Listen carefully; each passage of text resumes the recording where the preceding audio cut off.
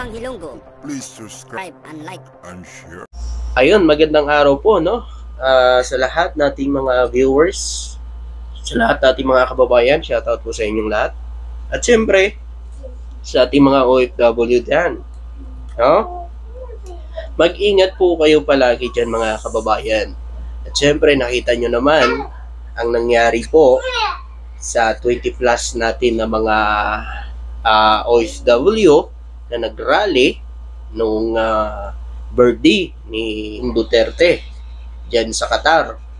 So, doble ingat na lang po, mga kababayan. At lagi nating isipin na ang pinunta po natin dyan sa abroad, sa ibang bansa, ay para magtrabaho, hindi para sa mga politiko. Magtrabaho para umunlad ang kabuhayan natin, ang mabigyan natin ng magandang buhay, itong pamilya natin. So yun ho, lagi ang isipin natin kapag tayo ay nag-a-abroad. Pwera na lang kung nagbakasyon ka dyan, gumala ka dyan, so wala ka talagang pakialam. So kung ikaw ay nagpunta dyan para magtrabaho, ibig sabihin no, ay para sa pamilya mo, no, mga kababayan. Kaya ito lang ang paalala sa lahat nating mga OFW na doble ingat, sumunod sa batas, no, kung ano man ang pinapatupad na batas diyan sa pinagtatrabahuan yung bansa, para wala kayong problema, para tuloy-tuloy ang inyong trabaho, no? Huwag kayong magpa-apekto diyan sa mga politiko. Yung mga politiko na yan na tingin ninyo na nagmamakaawa, tingin ninyo na ano, huwag kayong magpa-apekto diyan dahil yung mga yan, may pira yan. Ha? May mga pira yung mga yan. Ngayon, 'di ba, yung nangyari sa ating mga OFW sa Qatar, anong nangyari? 'Di ba, nakulong sila? Sino ngayon ang naapektuhan? Kundi kayo. Hindi yung mga politiko na ipinagtatanggol nyo. Ganun lang yan, mga kababayan. 100 times nating iisipin kung tama po ba ang gagawin ninyo o mali. 100 times yung pong pag-iisipan bago nyo po gawin. Ha? Kung makakabuti ba ito sa atin, kung makakabuti para sa inyo, gawin nyo. Pero kung makakasama, ay huwag nyo nang gawin. Tulad na nangyari sa Qatar. So ito, nagsalita na po, itong nakaraan, narinig natin yung salita ng OWA. So ngayon naman, maririnig naman natin po ang salita ni Secretary ng Department of Migrant Workers, mga kababayan. So, maririnig natin dito kung ano po bang mga update na dito sa mga OFW natin na nahuli sa Qatar, no, dahil sa nagrally sila. So pakinggan natin kung ano po ba ang mga update na doon, mga kababayan, no? Eto, pakinggan nyo. What if po, sir, kapag may nakasuhan, what is the potential penalty? Yes, I think before I respond to that, Jinky, I need to always put in that reminder to our kababayans to please observe host country laws and regulations. Diba? So, yun palagi ang paalala, no, ng Department of Migrant Workers, mga kababayan, na observe talaga, lalo na sa mga mahigpit na bansa katulad ng Qatar. Diba? Ito, play natin. Ang mensahe ay mag-ingat lang po. Siguraduhin sundin ang batas, ang mga regulasyon ng host countries. And sorry, Jinky, pakiulit na lang. Yes, sir. If ever lang po, sir, na may nakasuhan or makakasuhan, ano po yung mga potential penalty kayo? Okay. So, ito naman, maririnig natin dito kung ano po ba yung mga penalty o mga maaaring ikaso sa kanila o maaaring ipinalty kung ilang taon. Kasi, di ba, na-vlog na natin yun. 6 months to 3 years, mga kababayan, ang maaaring pinalty sa kanila. No? Malay nyo, mahilot pa. Magawan pa ng paraan ng gobyerno. No? Ito, pakinggan natin. Ang alleged dahilan ng kanilang pag-aaresto ay yung matter on illegal assembly or gathering. Ayun, ha? Illegal assembly o gathering. Yung pagrarally nga, mga kababayan. without a permit. Wala pa permit. And gatherings that potentially disturb public security. Ito yung mga aligasyon. Okay? So wala naman kasi kayo sa Pilipinas, no? Nandun kayo sa ibang lahi, sa ibang bansa, ang pinunta yung magtrabaho. Hindi ho dito sa Pilipinas yan. Okay sana kung nandito kayo sa Pilipinas, rally kayo ng rally, tulad ng ginagawa nila, puro sila rally dito. Punta sila ng EDSA, magrarally sila hanggat gusto nila. 'Di ba? Ilang araw sila dyan sa EDSA, anong nangyari? People power daw. O sila na nga, nag-aaway-away doon. Ginawa pa nilang tambayan yung simbahan doon sa EDSA. So, di ba walang nangyayari? Kasi nga mga kababayan, gising na ang taong bayan dyan. No? Sa people power na yan. No? Tsaka, talaga kung marami kayo, di sana gano'n nakarami yung people power ninyo nung nandiyan kayo sa EDSA. Kasi puro lang ang ginagawa kasi ng mga didiles, mga kababayan, tinatakot ang gobyerno. 'Di ba? Akala naman nila bata ang namumuno sa bansa. Yung matatakot nila. 'Di ba? Yung zero remittance. Tama ba 'yon? Nasasabihin nila mag-zero remittance sila. Tama ba 'yon? Sasabihin mo sa gobyerno na mag-zero remittance ka. Sinong talo? Gobyerno o ikaw? Pamilya mo? Siyempre ikaw at ang pamilya mo. Kung magsi-zero remittance ka, pag hindi ka nagpadala, sinong kawawa? Pamilya mo. 'Di ba? Ito'y paalala lang. Wala naman ako pakialam sa pamilya nyo kasi pamilya nyo yan Pero paalala lang. No? Bago kayo magbitaw ng mga ganyang salita, isipin nyo nang mabuti. Kung yan ba ay makakaganda at makakatulong sa buhay mo. Uunahin mo lagi yung buhay mo. Hindi yung buhay ng iba. Aba, hindi mo alam. Mapera yung pinagtatanggol nyo. Maraming pera yan. Kayo. Kaya nga kayo na yan nandyan sa ibang bansa Para maghanap buhay Para magtrabaho. Ngayon, wawalain nyo para lang sa sinasabi ninyo, support kayo dyan. Hindi tama yan. Hindi magandang pakinggan yan. Na isasakripisyo mo ang trabaho mo para sa kanila.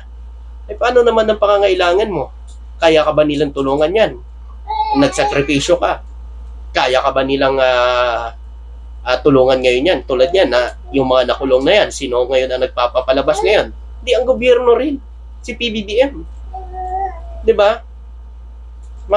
Maririnig nyo mamaya ang sinasabi dito ng secretary ng Department of Migrant Workers. Ito, pakinggan ba natin? Okay? Kaya ang legal defense natin will be there ready to defend our 17 from these allegations as directed by the President. So, ang penalties nitong illegal assembly is 6 months up to 3 years. Tama. 6 months to 3 years ang magiging penalty nila.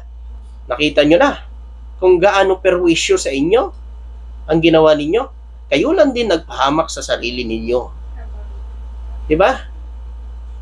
Nasanay yung araw na yan, ng araw na nakulong kayo habang kayo ay nandyan, nagtatrabaho, may income kayo. O ngayon, ano ang nangyayari? 'Di ba? Kaya be aware. Pag pumunta tayo sa ibang bansa, isipin natin palagi, lagi nating itanong sa isipan, sumunod sa batas dyan sa ibang bansa. Tuloy natin. Imprisonment and a potential fine of 10,000 Qatari Riyals to 50,000 Qatari Riyals. Grabe. Biruin nyo, 10,000 na pera ng Qatar ang magiging penalty to 50,000 mga kababayan. So magkano kaya yun? Magkano ba yung pera ngayon ng Qatar pag pinalit sa Pilipinas? Diba? Ngayon, malaking perwiso talaga sa inyo yan. Diba mga kababayan? Kayo lang din naglagay sa alanganin sa inyong mga buhay. Hindi ang gobyerno, hindi si Duterte, kundi kayo. Kasi hindi nyo muna pinag-isipan bago nyo yan ginawa. Diba? Hindi naman kayo tinulungan ni Duterte. Tinulungan ba kayo? Pinuntahan ba kayo ni Bato dyan? Ni Bongo? Diba? Tuloy natin. subject of course to the recommendation of the prosecutor and the discretion of the Qatari Criminal Court. So, yan ang potential penalty. But as I said, part of the legal assistance that have been so carefully directed by the President is to put up the best legal defense for our 17 kababayans. Grabe, nahig nyo. Kahit ganun na ginagawa ninyo. Pero ang presidente natin, sinisecure pa rin ang kalagayan nyo dyan. Diba? Hindi kayo pinapabayaan kahit galit kayo sa presidente. Hindi kayo pinapabayaan kasi kapwa kayo Pilipino. Diba? Naku, kung mga yung past admin yan, baka minura pa kayo. Diba? Tuloy natin. Of course, sir, habang nasa provisional release sila, hindi sila pwedeng umuwi dito. Yes, they could not travel outside of Qatar. No? Hindi kayo makakapag-travel. Malaking perwiso talaga sa inyo yan. Tuloy natin. Iba yung pinaglalaban nila. What kind of message does this send, at least for the Marcos administration, na kahit iba po yung paniniwala ng mga OFW, tinutulungan pa rin po ba? The message this sends is care for our people, for our OFWs. That's the first thing in the President's mind. I have been personally communicating with him for the last few days at ulit-ulit niya yung sinasabi, yung making sure that the welfare, well-being, and the release will be secured. We also have to emphasize that this is mandated under the law. The President very well knows the mandate of the DMW. Parati niya kaming inaalalahanan tungkol sa pangalaga ng ating mga OFWs, lalo na sa panahon ng matindi nilang pangangailangan. Ito yun, di ba? So, di ba, narinig nyo naman, kahit kung ano-ano na lang ang binabato ninyo, bangag adik si PBBM, di ba? Yung mga OFW na din sa Netherlands. 'Di ba? Bangag addict daw si PBBM. May narinig ba kayong masama na salita galing sa kanya? Minura ba kayo para sabihan yung bangag addict si PBBM? 'Di ba wala? Kaya nga sa lahat nating mga kababayan, magising na kayo. May presidente tayo na never man lang nagmura o nanakit ng damdamin ng ibang tao. Sino ba ang nagmumura at pinagsasabihan ng masama? Di ba sila? Sila lagi ang nagbabato ng mga paninira sa administrasyon. Mga kababayan, gising na po. Bago tayong patulog-tulog sa mga ganyang pag-uugali ng mga sinusuportahan ninyo. Di ba? Narinig nyo? Ganun niya kamahal ang ating mga OFW. Diba? Kaya nga nilagyan pa nga kayo ng talagang special dyan sa airport Diba?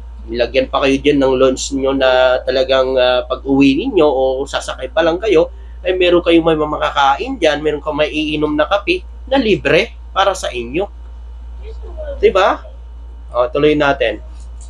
Diba? Yun na lang, sir. Sa mga OFWs na para hindi po umabot ulit sa ganito. Good point. At the same time, paalala po sa ating mga kababayan na sundin naman ang batas ng host country. Ulitin ko yung sinabi ko kanina, maaring sa Qatar, aresto ang kinaratnan. But remember, hindi kailangang may pag-aresto para hindi unod sa batas ng host country. Because in some countries, ang reaction ng host country is monitoring, surveillance ng activities ng Filipino community. So, kailangan talagang mag-ingat, doble ingat, triple ingat, dahil kailangan sundan ang batas ng host countries. And ako naman din, sasabihin, I will also be the first to say, tanyag naman ang OFWs sa pagsunod sa batas ng host countries. We have always been good citizens, residents of host countries. Kaya tayo naging sikat sa buong daigdig. So, we are very confident and sure that our OFWs will continue to comply with host country rules, laws, and regulations. So, yun. So, yun po ang paalala po ni Secretary ng Department of Migrant Workers, mga kababayan, na doble ingat at sumunod sa batas. Hindi naman lahat Hindi naman lahat, mga kababayan. Meron lang talaga mga pasaway na mga Pilipino kasi. Meron lang kasi mga pasaway talaga na hindi sumusunod. nasanay, alam nila kung saan sila lulugar. Na alam naman nila na sa ibang bansa, wala sa Pilipinas. So yun po, maraming salamat po at magandang araw po sa inyo. Thank you.